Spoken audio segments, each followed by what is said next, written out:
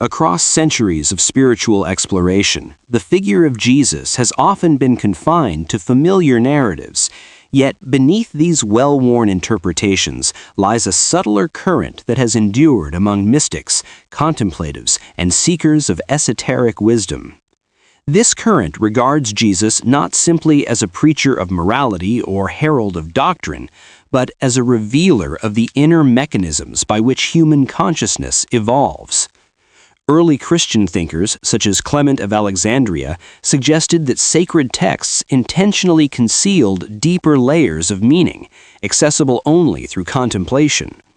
Origen likewise argued that difficult passages existed precisely to draw the reader into introspection, hinting that transformation requires more than literal comprehension.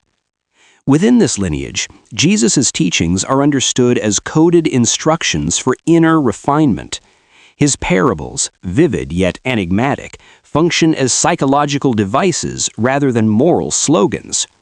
Images of buried treasure, seeds dying before they bear fruit, and narrow passages leading to life speak to processes unfolding within the seeker.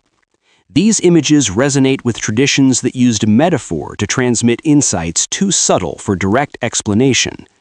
In this reading, Jesus becomes a master of symbolic communication, guiding listeners to perceive the structures shaping their identities. This documentary reinterprets his teachings through the lens of a four-stage opus of inner transformation. These stages, while reminiscent of patterns found in ancient alchemy, arise organically from episodes in Jesus' life that mystics considered initiatory markers. The goal is not to impose a new doctrine, but to illuminate a map that has long existed in symbolic form, preserved in writings, monastic practices, and contemplative traditions. For modern seekers drawn to breaking free from inherited paradigms, this reinterpretation offers a framework that is both ancient and continually renewed by experience. The first stage of the inner opus, nigredo, finds its symbolic expression in Jesus' withdrawal into the wilderness. In traditional exegesis, this moment is treated as preparation for public ministry. Yet esoteric interpreters saw in it something far more fundamental. The wilderness is not only a physical landscape, but a mirror of the uncharted interior world. It is the domain where familiar certainties dissolve, and the seeker confronts the fragments of self long hidden beneath the layers of social identity. In this psychological darkness, the individual no longer relies on inherited beliefs or external validation. This is why the wilderness appears barren. It offers no distraction and no place for the ego to hide. The challenges Jesus faces here echo inner forces that arise when one steps beyond the boundaries of habitual living. The impulse to transform stones into bread reflects the temptation to soothe discomfort through immediate gratification. The lure of authority over the world reflects the longing to impose control upon life rather than endure uncertainty. The invitation to leap from the temple echoes the desire for recognition, the craving to be affirmed by spectacle rather than by depth. Early contemplatives read these temptations as symbols of the human psyche testing its own foundations. What Jesus rejects in story, the seeker must learn to recognize in experience. Nigredo is the stage where illusions collapse. The light of ordinary identity fades, and unresolved patterns emerge. The desert saints of Egypt wrote extensively about this experience, describing it as a confrontation with thoughts and impulses that appear foreign yet originate within. They believed that transformation begins only when one can observe these forces without submitting to them. In this stage, individuals often feel disoriented, stripped of previous meaning. Yet this discomfort serves a purpose. It loosens the rigid structures that confine perception. Nigredo is not a failure of clarity, but the gateway to it. Only by walking through this inner night can the seeker discover the deeper ground upon which the next stage of the opus rests. After the shadowed descent of Nigredo comes a movement toward clarity, symbolized in esoteric readings of Jesus' life through his encounters with water. His baptism at the Jordan and his later teachings about being reborn through water and spirit are treated not as mere ritual references, but as metaphors for the washing of consciousness. Albedo represents the gentle yet profound purification that follows the exposure of the inner wilderness. Where Nigredo strips away illusion, albedo illuminates what remains. Early Christian teachers, such as Cyril of Jerusalem, described the waters as dissolving the residue of old patterns, preparing the seeker for fresh insight. In this stage, perception becomes more reflective. Emotion no longer overwhelms awareness, but becomes material for observation. Jesus' approach to individuals during this period of his story often involves asking questions that reveal inner motives and unnoticed beliefs. These encounters act as mirrors, encouraging clarity about one's own psychological landscape. In albedo, the mind learns to discriminate between inherited thought patterns and authentic intuition. The imagery of moonlight often accompanies this stage in mystical commentary, suggesting illumination that is soft, reflective, and dependent on stillness. The seeker begins to understand internal experience in symbolic rather than literal terms. Yet albedo carries its own dangers. The clarity it provides can seduce one into endless self-analysis without movement toward transformation. Early contemplatives warned against becoming fascinated with introspection for its own sake.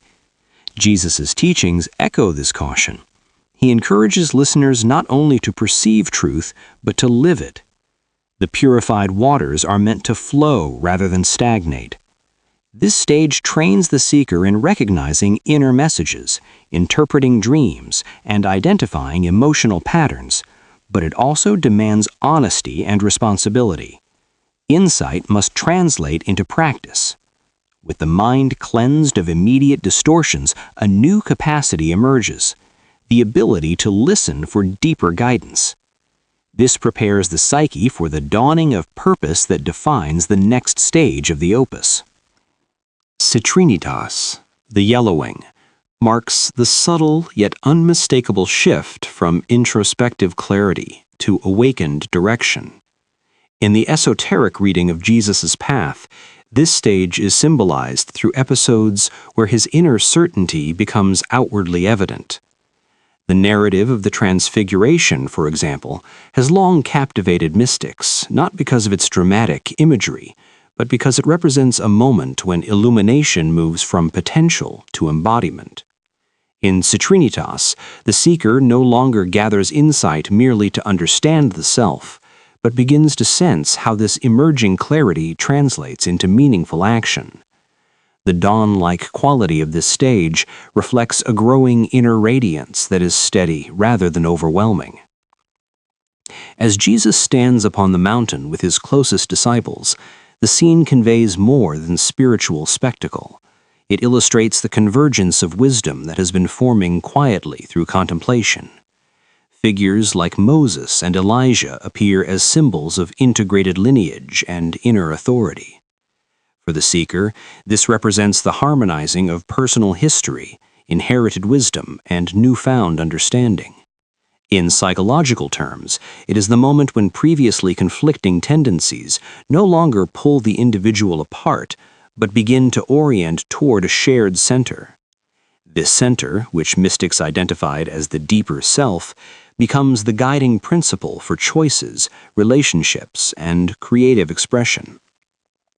In this stage, a sense of calling starts to form. Not a socially assigned role, but an inner directive that arises from coherence.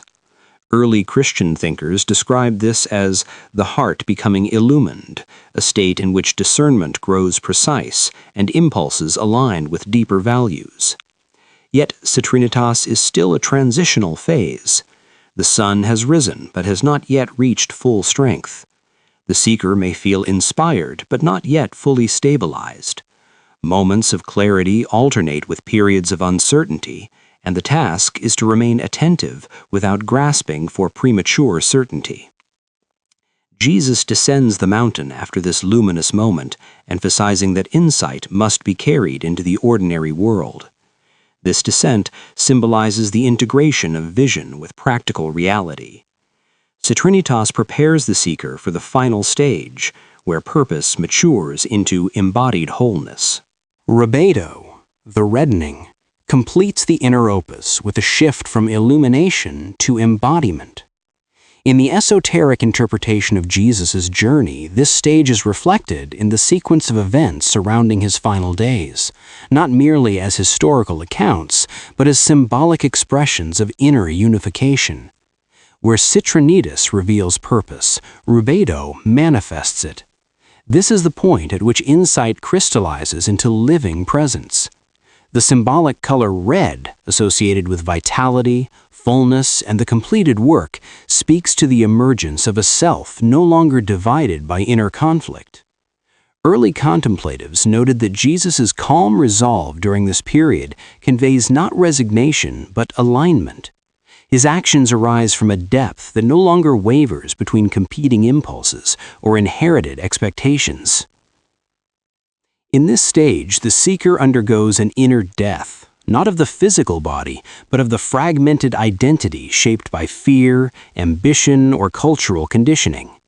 The images surrounding Jesus' crucifixion are striking because they mirror the dissolution of the final attachments that limit awareness. Mystics reading the story saw the cross as the intersecting point of opposites: action and surrender, form and spirit, self and world. In psychological terms, Rubedo represents the reconciliation of these tensions into a coherent whole.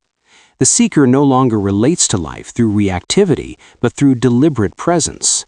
This integration does not eliminate emotion, but allows emotion to flow without distorting perception.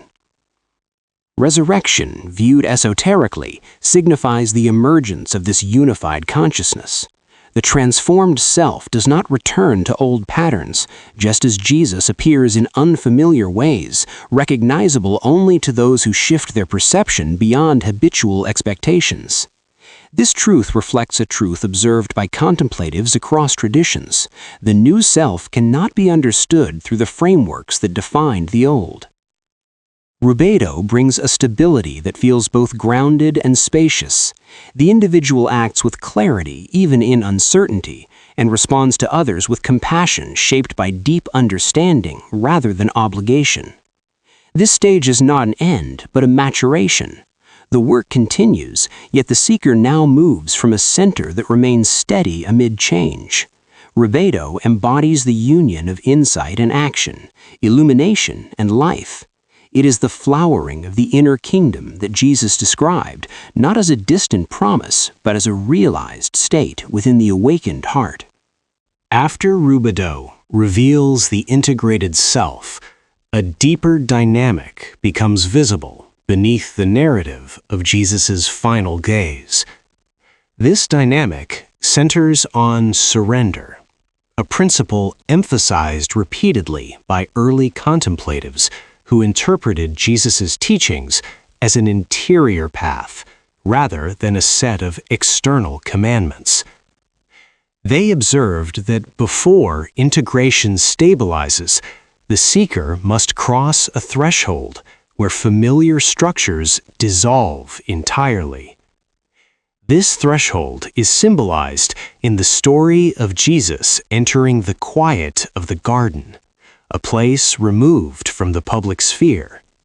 Here, he confronts the last remnants of fear and attachment, showing that even the most awakened consciousness must choose alignment moment by moment.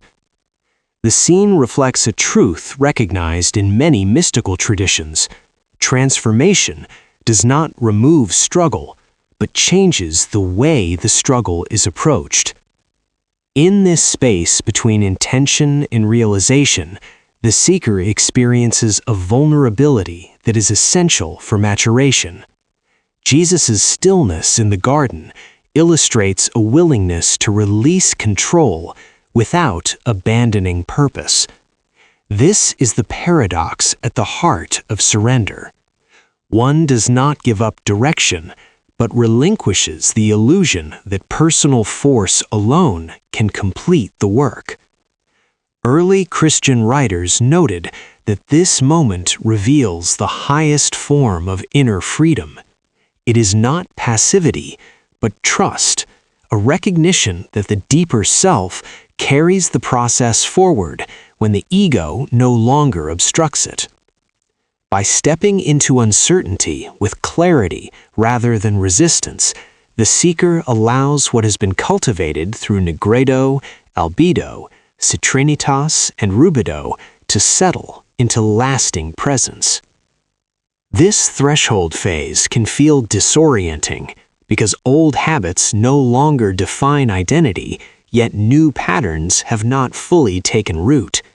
In this transitional state, individuals may sense both the fragility and the strength of their emerging consciousness. Jesus' steady composure during this period conveys a model for navigating such moments. Rather than forcing resolution, he remains aligned with the inner directive revealed earlier in his journey. This alignment stabilizes the transformation already underway. The threshold becomes less a place of fear and more a passage into deeper authenticity. Surrender becomes the bridge through which the integrated self moves from potential into lived reality. Following the threshold of surrender, the seeker enters a stage symbolized in the esoteric reading of Jesus' story by the descent into the tomb. Early contemplatives treated this moment not as a historical endpoint, but as a profound inner metaphor. The tomb represents a chamber of stillness where familiar identity is suspended. Both outward action and inward striving quiet here.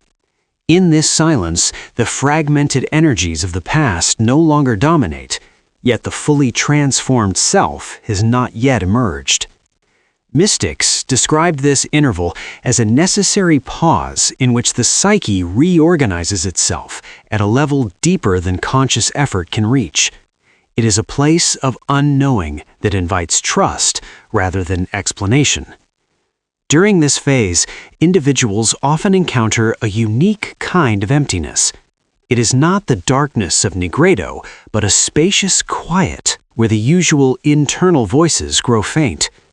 In the writings of the early ascetic tradition, this state was depicted as a luminous darkness, a condition in which clarity is sensed but not yet fully perceived.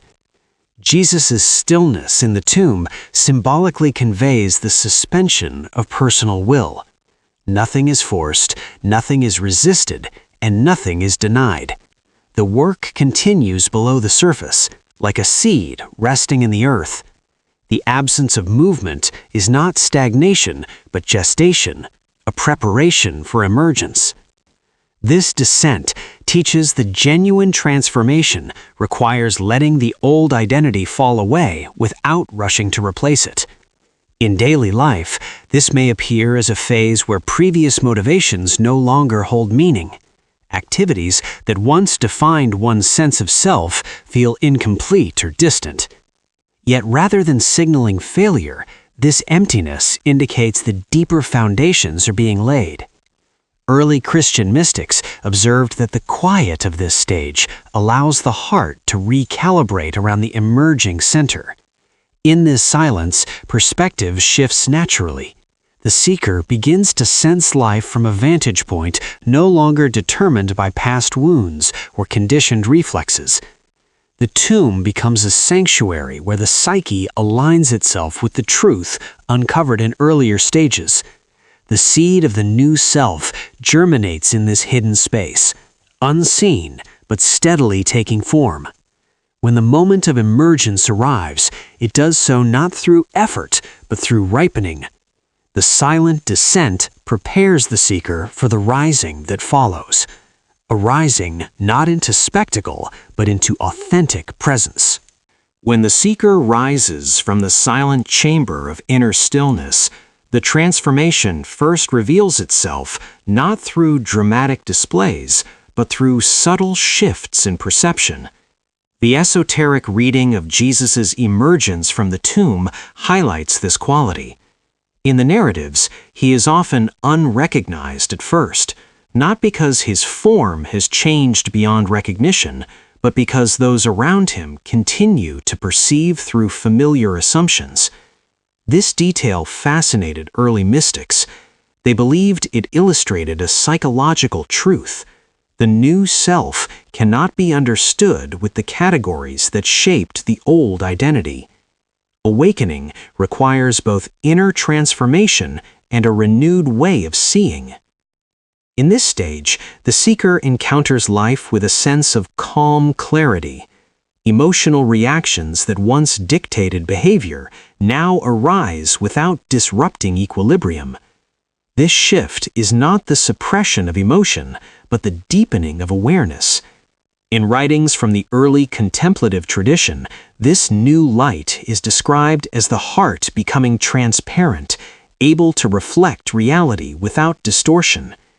Jesus' gentle appearances to his followers symbolize how the transformed self engages the world, without urgency, without the need to prove or defend, and without falling back into outdated patterns. The emergence phase also reveals the stability gained through earlier stages. Insights formed in citrinitas and strengthened in rubidas now express themselves naturally. Choices feel guided not by impulse, but by alignment with the deeper center uncovered through the work. In daily life, this may manifest as a newfound ability to respond rather than react, to discern opportunities that once went unnoticed, or to release conflicts that previously consumed attention. The seeker experiences a quiet confidence rooted not in self-assertion, but in coherence. Yet emergence is not the final achievement. It is the beginning of embodiment. The new consciousness must learn to move through the world, interact with its rhythms, and express its truth in relationships, work, and creativity. Jesus' interactions during this period, calm, relational, and free from the tension that marked earlier stages, model this integration. The transformed self navigates life with spaciousness. Even when challenges arise, the core remains steady, touched by the light cultivated through every phase of the opus. This chapter marks the turning point where inner transformation meets lived experience. The seeker steps into the world not as an improved version of the old identity, but as a being shaped from within by the profound reorganization that the fourfold work has brought forth. With the emergence of the transformed self, a new task begins. The seeker re-enters the world not to retreat into isolation, but to participate in life from a renewed center. In the esoteric interpretation of Jesus' journey, this stage is reflected in the quiet encounters following his rising. He appears not in the marketplaces or the courts of power, but in simple, intimate settings, on a road, in a home, along a shoreline. These choices reveal something essential about the nature of awakened consciousness. Transformation does not seek spectacle. It expresses itself within the ordinary, illuminating whatever environment it touches without imposing itself upon others. Early contemplatives observed that Jesus' presence becomes a teaching in itself. Instead of long discourses, he offers brief exchanges in which his calm steadiness reorients those around him. In the story of the travelers on the road, he listens before he speaks, guiding them by drawing attention to their own yearning for meaning. This reflects an important quality of the integrated self. It does not instruct through authority, but through resonance. The seeker who has undergone the inner opus begins to perceive the needs of others with quiet precision. Compassion flows naturally because self-protection is no longer the dominant mode of interaction. In daily life, this changes the texture of relationships. Conversations become less reactive. Conflict loses its sharp edges as the seeker recognizes projections both in oneself and in others. Opportunities to support, uplift, or guide appear more frequently because the transformed self is attentive rather than distracted by internal turbulence. This way of engaging aligns with early Christian teachings on the fruit of transformation, described not as doctrines but as qualities of being: patience, clarity, gentleness, and courage.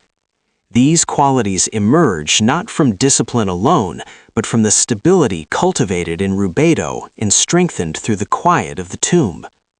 Yet this chapter is not solely about service. It also marks the seeker's return to the rhythm of life with a new understanding. Jesus' appearances show that awakening does not remove one from the human experience. It deepens participation. The transformed self remains connected to the world, not as a figure burdened by its demands, but as one who understands its patterns from a grounded vantage. This groundedness allows the seeker to meet others where they are, without losing the inner alignment achieved through the fourfold work. By living from this integrated state, the seeker becomes a quiet catalyst for transformation. No force is required. Authentic presence itself becomes a form of guidance. As the seeker moves deeper into embodied transformation, influence begins to manifest in ways that are neither dramatic nor self-directed. This mirrors the accounts of Jesus after his rising, where his presence shifts from public proclamation to a quieter form of guidance. Early contemplatives noted that he no longer seeks crowds nor attempts to persuade through argument. Instead, transformation radiates from him without deliberate effort. This subtle form of influence fascinated mystics because it suggested that inner alignment becomes perceptible to others even when no explicit teaching is given. In this stage, the seeker discovers that transformation reshapes the field of relationship simply by existing within it. This influence rests on coherence rather than charisma. Jesus' interactions during this period exemplify a presence marked by steadiness and clarity. When he appears along the shoreline preparing a simple meal or offers a brief blessing of peace, he demonstrates that guidance can be conveyed through tone, gesture, and attentive silence. Early writers describe this as communicative stillness, a mode of being in which the transformed self transmits understanding beyond words. The seeker who has internalized the 4 stages of the opus begins to experience similar shifts. Others respond differently. Trust builds naturally, and conversations take on greater depth without intentional steering. However, this radiance is not a performance. It does not arise from idealization or spiritual display. It flows from authenticity, the quality cultivated through nigridos uncovering, albedos clarifying, citrinitas orienting, and rubedos unifying. Because nothing is forced, the seeker no longer seeks validation or influence as a goal. The presence itself becomes the teaching. In daily life, this may appear as a diminishing need to win arguments, direct outcomes, or assert identity. Instead, clarity guides action, and alignment shapes speech. Even misunderstandings lose their urgency, for the seeker recognizes that influence rooted in ego inevitably collapses, while influence grounded in presence endures. This chapter marks a turning point where the individual's transformation begins to harmonize with collective life. the seeker becomes an anchor for equilibrium within groups, families, or communities, even without conscious intention. This anchoring does not elevate the seeker above others, but connects them more deeply to the shared human experience. Early mystical texts affirm that true awakening expands empathy and widens one's capacity for understanding. Jesus' post-resurrection presence models this fully. He carries no resentment, offers no reproach, and moves with an ease born from inner integration. Such influence is not about shaping the world according to personal will. It is about allowing the coherent self to illuminate the spaces it inhabits, making transformation possible for others simply by revealing a different way of being. As the opus continues to unfold within the seeker, a refined form of discernment appears, quiet, steady, and unlike the evaluative thinking that once governed perception. This stage is reflected in the accounts of Jesus moving among his companions after his rising, where he recognizes the unspoken struggles of those before him with remarkable clarity. Early Christian contemplatives saw these scenes as demonstrations of a deeper faculty of vision, one that arises only after the inner self has been reordered. Discernment in this form is not analysis, but attunement. It grows from an inner silence that allows the subtleties of experience to be seen without distortion. This new vision perceives motivations, fears, and possibilities without judgment. When Jesus meets the hesitant and the doubtful, he responds not with correction, but with understanding. His guidance meets each individual precisely where they stand. Mystics interpreted this as the hallmark of true discernment, the ability to sense what is needed in a moment without imposing personal preference. For the seeker, this is a sign that the fourfold work has matured. The fragments uncovered in Negredo no longer cloud perception. The clarity cultivated in albedo now illumines interaction. The purpose awakened in citronitis aligns intention, and the integration achieved in rubido anchors presence. Daily life begins to reflect this shift. Conversations reveal layers of meaning previously overlooked. Decisions, once driven by anxiety, now emerge from an inner compass that feels unmistakably trustworthy. Uncertainty remains part of human experience, yet it no longer provokes fear in the same way. Early Christian ascetic writings described this state as a widening of the inner eye, the capacity to recognize truth without forcing it. The seeker finds that intuition sharpens not through mystique, but through coherence. The mind and heart, once divided, begin to function in harmony. This development requires humility. Discernment is not infallibility, but sensitivity. It recognizes when to speak and when to remain silent, when to act and when to wait, when to guide and when to simply accompany. Jesus' measured responses during this phase of his story exemplify this balance. He neither overwhelms his companions with insight nor withdraws into transcendence. Instead, he meets them in the middle space where understanding can grow at its own pace. Through this maturing of vision, the seeker discovers a new way of engaging the world, one shaped not by impulse or habit, but by a deep resonance with what is present.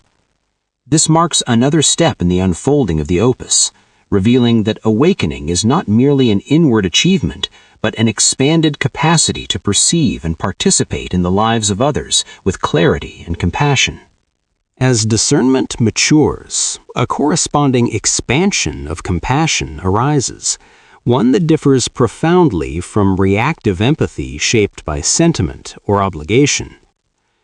Early contemplatives studying Jesus' post-resurrection encounters noticed that he meets confusion, fear, and even avoidance with a calm warmth that neither pressures nor withdraws. This steadiness reflects a compassion grounded in integration rather than emotional exhaustion. In the framework of the inner opus, compassion at this stage emerges because the seeker has passed through the fragmentation of nigredo, the purification of albedo, the orienting clarity of citrinitas, and the stable coherence of rubedo. With inner conflict resolved, the heart gains capacity to hold the experiences of others without being overwhelmed. This expanded compassion is not weakness or indulgence, it is spaciousness. When Jesus approaches those who doubted him or abandoned him, he treats their hesitation with patience, not resentment. Mystics interpreted this posture as the fruit of a consciousness no longer controlled by personal grievance or the need for vindication. The transformed self recognizes suffering as a universal threat rather than a personal flaw. Compassion becomes an unforced response to the shared human condition. It arises not from trying to feel what others feel, but from seeing clearly what influences their behavior and what burdens they carry. For the seeker, this stage transforms relationships in subtle yet profound ways. Reactions that once triggered defensiveness now invite curiosity. Moments of conflict become opportunities to perceive the deeper layers beneath the surface. This does not mean tolerating harm or abandoning boundaries. Instead, boundaries become clearer because they are not charged with fear. Early ascetic writers described this state as the heart becoming wide enough to encompass both self and other without losing clarity. Compassion in this form does not blur distinctions, it illuminates them. Daily interactions begin to reflect this expanded capacity. The seeker notices the quiet pressures that shape another's actions. Misunderstandings soften as the need to defend dissolves. Forgiveness becomes less an act of will and more a natural release of tension. Jesus' gentle return to his companions demonstrates this quality. He restores connection without demanding explanation, allowing trust to rebuild through presence rather than proclamation. This deepened compassion also alters the seeker's perception of suffering. Rather than something to escape, suffering becomes a teacher, revealing what remains unintegrated in oneself and others. It is approached with dignity rather than avoidance. The inner opus thus moves the seeker toward a state where compassion is not practiced but lived. It becomes the natural expression of a heart no longer divided, a heart capable of meeting the world with steadiness and understanding.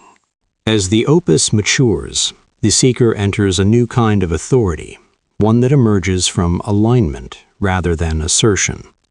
Early contemplatives studying the later episodes of Jesus' life observed that his words carry a certain weight, not because they are forceful, but because they arise from complete inner coherence. This authority expresses itself gently, with no trace of self-promotion. It is the natural outcome of a psyche no longer divided against itself. In the alchemical progression, rubedo stabilizes the inner structure, and what follows is the ability to move through life without the internal friction that once shaped decisions, reactions, and desires. This quiet authority is especially visible in the accounts of Jesus guiding his companions after his rising. He does not direct through command, but through clarity. When he offers reassurance, it is brief yet steady, as if spoken from a place beyond hesitation. Mystics saw in this behavior the embodiment of what they called unified will, the point at which intention, emotion, and insight no longer contradict each other. The seeker who reaches this state feels a distinct shift. Choices become simpler, not because life loses complexity, but because the conflicting impulses that once clouded perception have been resolved. The sense of being pulled in multiple directions fades, replaced by a calm confidence that does not depend on external conditions. Daily experience begins to reflect this harmony. Actions feel purposeful even when circumstances remain uncertain. The seeker no longer evaluates choices through fear or comparison. Instead, there is an intuitive sense of right timing. Early desert teachers described this as moving in step with the deeper rhythm of the heart, a rhythm that becomes audible only when the noise of unintegrated emotion is quieted. This does not make the seeker infallible. Mistakes still occur, but they no longer threaten identity or provoke collapse. Correction happens naturally, without shame or resistance. This stage also changes how the seeker communicates. Speech becomes more measured, shaped by the intention to bring clarity rather than control. Silence gains a new dimension, functioning not as withdrawal, but as presence. Jesus' quiet interactions, speaking only what was needed and allowing space for others to rise to their own understanding, illustrate how this authority serves growth rather than dominance. The seeker who embodies alignment becomes trustworthy because nothing in their presence seeks advantage. Influence arises not through effort, but through integrity. In this phase, life ceases to feel like a series of battles to be won. Instead, it becomes a field of participation where the inner and outer worlds echo each other. The seeker recognizes that true authority is not held over others, but within oneself, grounded in the completion of the inner opus. This quiet strength prepares the way for the next development, expressing awakened consciousness not only through presence, but through meaningful participation in the unfolding of life. As quiet authority settles into the seeker's life, a renewed form of creative will begins to emerge. This will is distinct from ambition, striving, or the impulse to shape the world according to personal desire. Instead, it arises from the integrated center that the opus has cultivated. Early mystical interpreters of Jesus' post-resurrection narratives noted that his actions carry an unmistakable intentionality. He appears where he is needed, speaks when clarity is required, and refrains from forcing outcomes. His choices reveal a consciousness aligned with purpose, yet free from compulsion. This offers a model for the seeker learning to act without the distortions that once guided behavior. Creative will in this stage flows from coherence. Because the seeker is no longer fragmented by unresolved impulses, actions are unified in direction and grounded in presence. This change often feels like a shift from pushing to participating. Instead of trying to control circumstances, the seeker senses the right moment to move, speak, or intervene. Early ascetic writings described this as cooperation with the deeper rhythm of the inner self. The individual becomes an instrument through which insight expresses itself in practical form. Projects, relationships, and decisions begin to unfold with a quiet ease even when challenges arise. This renewed will also carries clarity about limitation. Jesus' post-resurrection movements do not attempt to accomplish everything or convince everyone. He focuses on those ready to receive, demonstrating the wisdom of selective engagement. For the seeker, this translates into recognizing where energy is well placed and where it becomes dissipated. The compulsion to fix, control, or persuade dissolves. This shift frees considerable inner space, allowing creativity to manifest without the burden of proving worth or protecting identity. The seeker discovers that purpose becomes clearer when ego-driven urgency falls away. Another hallmark of this stage is the emergence of subtle confidence. It does not express itself through assertion, but through steadiness. Decisions rooted in this creative will feel natural, even when they lead into unfamiliar territory. There is a sense of partnership with life itself. Early contemplatives often wrote that an awakened individual becomes capable of both decisive action and peaceful restraint. Jesus' actions reflect this balance, engaging when needed, resting when appropriate, and trusting the unfolding of events without withdrawal from responsibility. In this chapter, the opus moves from inner stillness to outward expression. The seeker learns that creativity and will do not vanish with awakening, but become purified, no longer tangled in fear or reactive desire. They become channels through which the deeper self participates in the world, shaping life not through force, but through alignment. As creative will stabilizes, the seeker enters a phase marked by an increasingly reliable inner equilibrium. This equilibrium is not a static calm, but a dynamic steadiness that adapts to circumstance without losing coherence. Early contemplatives studying the later movements of Jesus noticed that he shifted easily between solitude and companionship, stillness and action, silence and speech. His rhythm seemed guided not by external pressures, but by an inner balance attuned to the needs of each moment. This capacity to move with life rather than against it reflects the mature fruit of the opus. Inner equilibrium emerges because the forces uncovered in Nigredo have been integrated. The clarity of albedo has refined perception, the purpose of citronitis has oriented intention, and the unity of rubedo has anchored identity. With these foundations established, the seeker becomes less susceptible to emotional turbulence or reactive patterns. Situations that once triggered defensiveness now appear spacious enough for reflection. Challenges evoke thoughtful engagement rather than collapse. Early monastic writers described this as the heart becoming steady like an oil lamp sheltered from wind, casting an even light regardless of the environment. Daily life begins to reflect this rhythm through a sense of fluidity. Tasks no longer feel like obstacles to overcome, but opportunities to express alignment.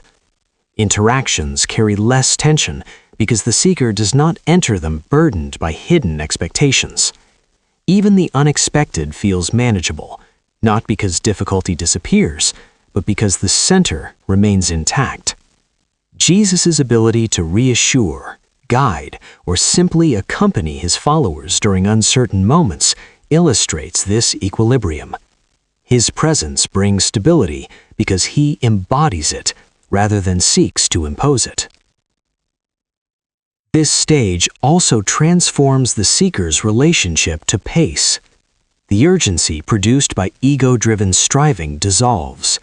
The individual becomes more attuned to when to advance, when to hold back, and when to rest. This attentiveness allows accomplishments to unfold with less strain and greater depth. It reflects what early contemplatives referred to as discernment of the moment, the ability to recognize the subtle signals that indicate the right course of action. Such recognition is not mystical in the fantastical sense, but intuitive, grounded in long-developed inner sensitivity. With equilibrium comes a different understanding of resilience. Instead of resisting difficulty, the seeker moves with it, maintaining clarity through change. Emotional waves still arise, yet they no longer destabilize the inner foundation. This resilience supports a growing capacity for responsibility, creativity, and service. It also prepares the seeker for the next unfolding of the opus, where this inner steadiness becomes a lens for perceiving the world with renewed depth and expanded awareness. As equilibrium deepens, perception undergoes a subtle but far-reaching transformation. The seeker begins to see the world not as a set of separate events and individuals, but as a field of interconnected movements shaped by patterns both visible and hidden.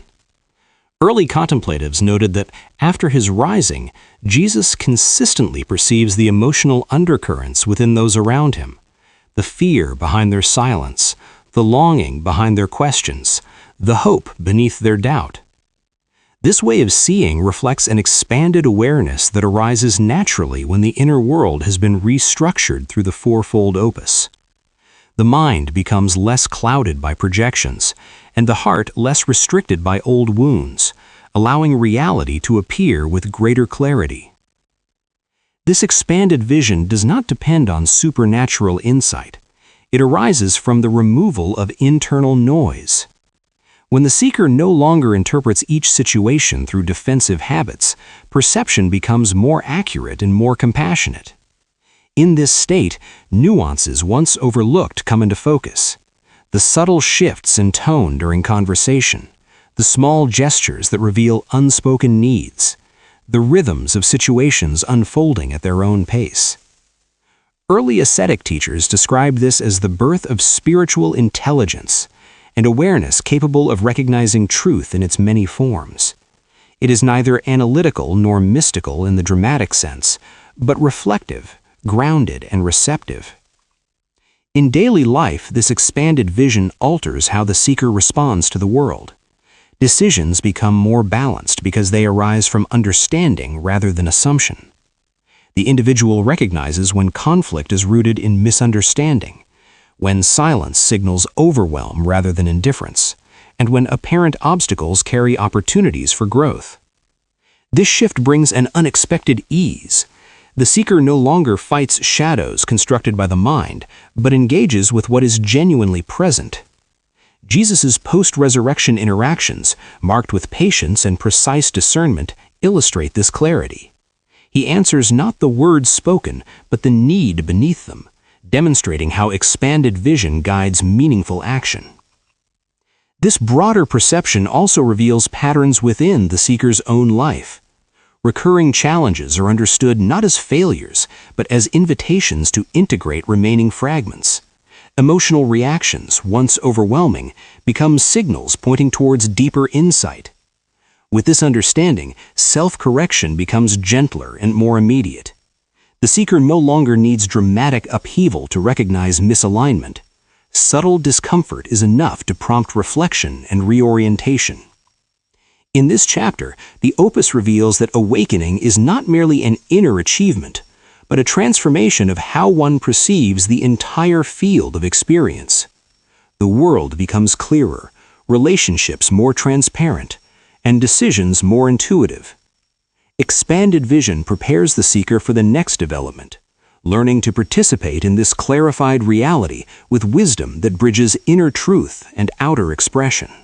With expanded perception established, the seeker enters a stage where wisdom begins to guide participation in the world. This participation is distinct from reactive engagement that defined earlier stages of life. Instead, it is grounded in discernment, humility, and a quiet confidence that emerges from alignment with the deeper self. Early contemplatives saw traces of this stage in Jesus' actions after his rising. He neither withdraws from the world nor seeks to reshape it through dramatic interventions. Instead, he steps into moments where his presence can bring clarity, reassurance, or direction. His involvement is deliberate, measured, and free from compulsion. For the seeker, wise participation begins when the desire to prove oneself fades. Actions are chosen not to validate identity, but to express understanding. Tasks once approached with strain now unfold with a sense of cooperation between inner intention and outer circumstance. Early ascetic writers often describe this as acting from the middle point, where ego-driven urgency dissolves and insight shapes behavior naturally. The seeker senses the subtle guidance of timing, recognizing when effort is needed and when stepping back allows life to move in its own rhythm. This ability reflects the maturity of the Opus. The inner and outer worlds no longer operate in conflict.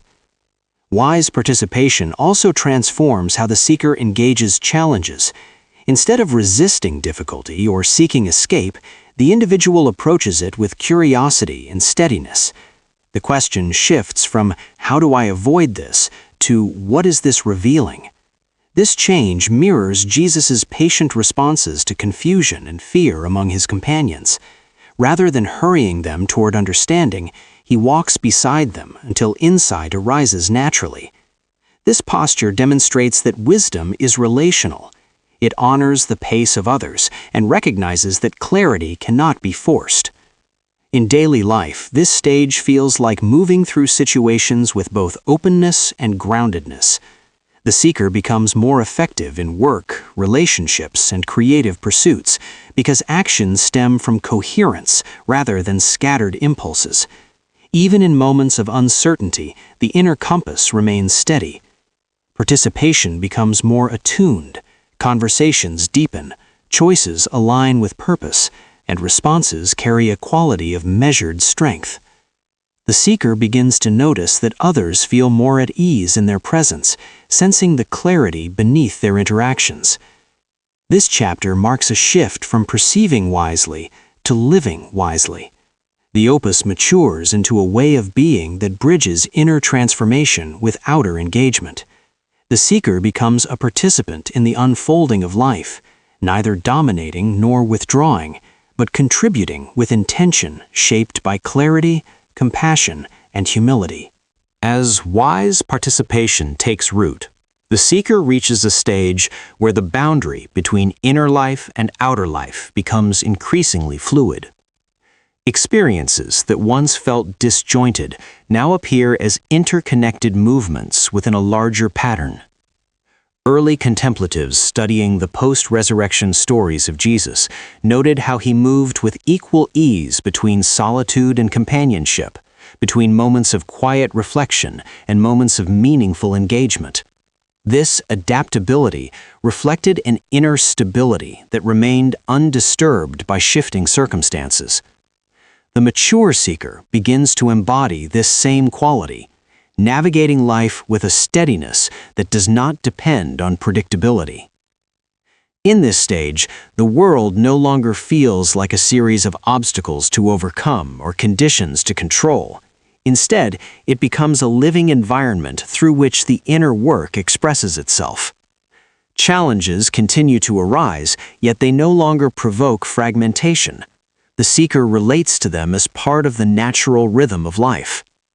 Early ascetic teachers described this as a state of inward anchoring, where the heart remains steady while the surface of life continues its unending motion. This anchoring allows one to participate fully in the world without being swept away by it. This harmonization also reshapes relationships. Because the seeker no longer filters experiences through fear or unmet expectations, interactions become more genuine. Emotional reactions still occur, but they no longer dictate behavior. When conflict appears, the seeker responds with clarity rooted in understanding rather than defensiveness. This shift often brings greater depth to friendships, partnerships, and community ties.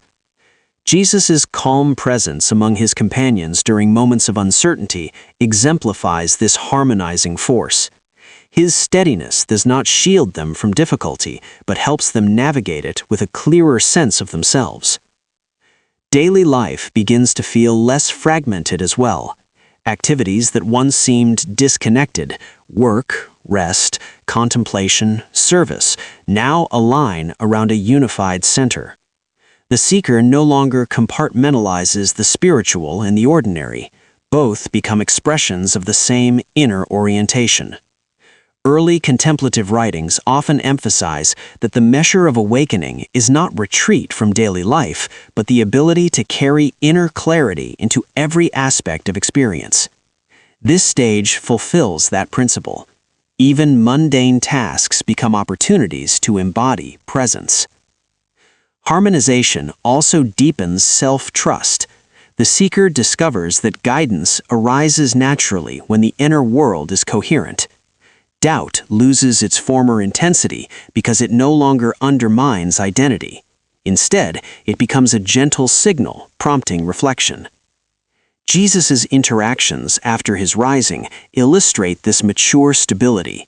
He offers direction without urgency, confident in the unfolding before him. Similarly, the seeker learns to move with trust in the process rather than force outcomes. As harmonization deepens, the seeker begins to experience an emerging sense of communion with life itself.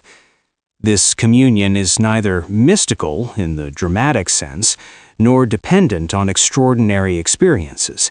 Instead, it arises through the subtle recognition that the same inner stillness cultivated through the opus mirrors something present within the world. Early contemplatives noted that Jesus, after his rising, meets his companions in simple, unadorned settings.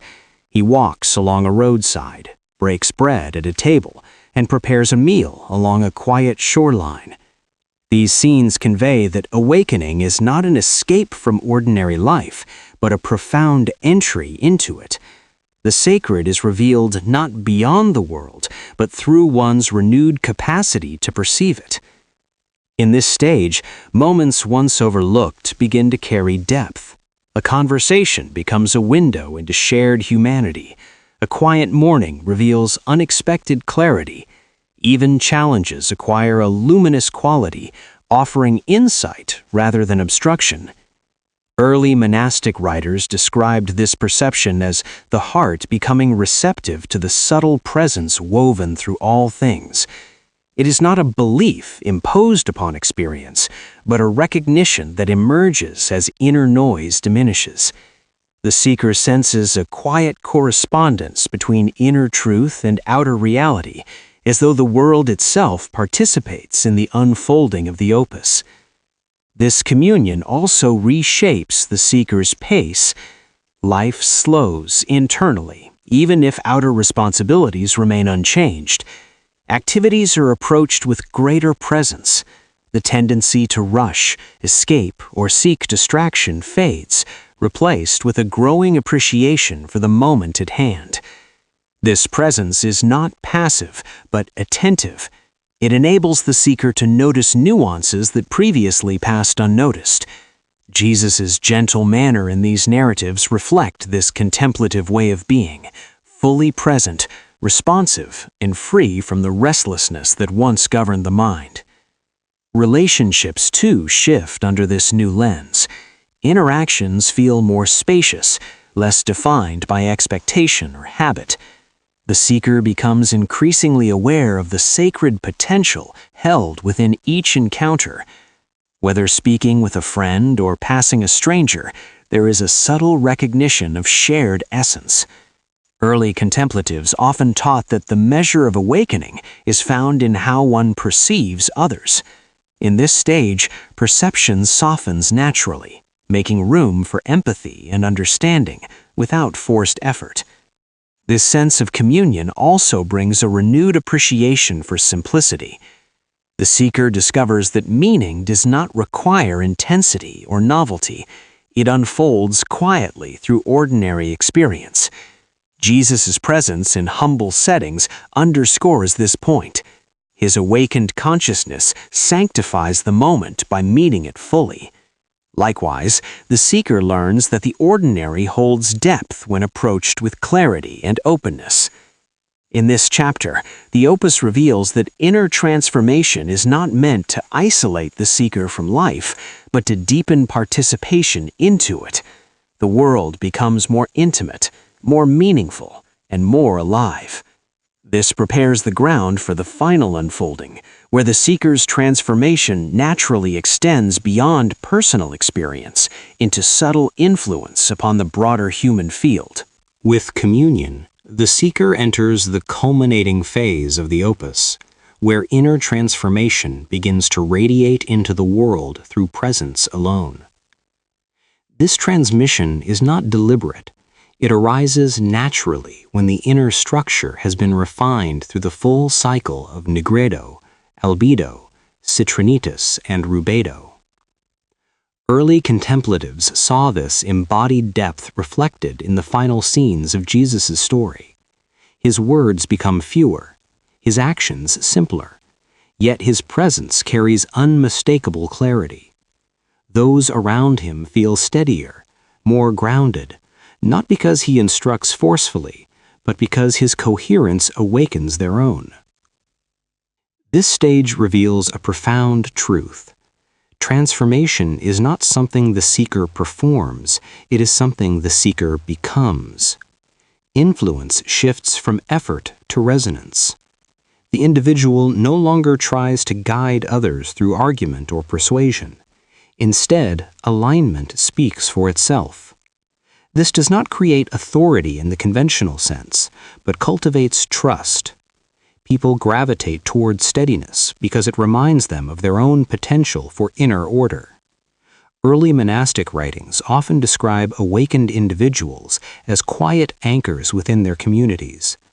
Their presence uplifts the atmosphere, softening conflict and inviting sincerity. In daily life, this transmission expresses itself through subtle cues, tone of voice, attentive silence, measured responses, and the ability to hold space without imposing direction. The seeker discovers that others often open up more easily, sensing the absence of judgment. Difficult conversations become more constructive because the seeker does not react from insecurity or impatience. Even in moments of tension, the inner calm established by the opus creates room for clarity to emerge. This capacity mirrors Jesus' gentle guidance during his final interactions, where his steadiness becomes the catalyst for renewed courage in those around him. This stage also deepens the seeker's sense of responsibility, not the heavy responsibility of duty, but the quiet awareness that one's inner state affects the environment. The seeker no longer lives solely for personal transformation, but recognizes that alignment contributes to the well-being of those they encounter. This awareness does not produce pressure, it produces care. Early contemplatives wrote that true awakening expands the heart until service arises without demand. Presence itself becomes a form of participation in the healing of the world. The opus reaches fulfillment when the seeker embodies this natural transmission. There is no final plateau, no moment of completion. Instead, there is an ongoing refinement of presence, an ever-deepening relationship between inner clarity and outer expression. Just as Jesus' final scenes portray a life lived in complete coherence, the seeker discovers that every moment becomes an opportunity to express the union of insight, compassion, and purpose. Through this quiet radiance, transformation continues, not as an individual pursuit, but as a shared unfolding woven through the lives of all who encounter it.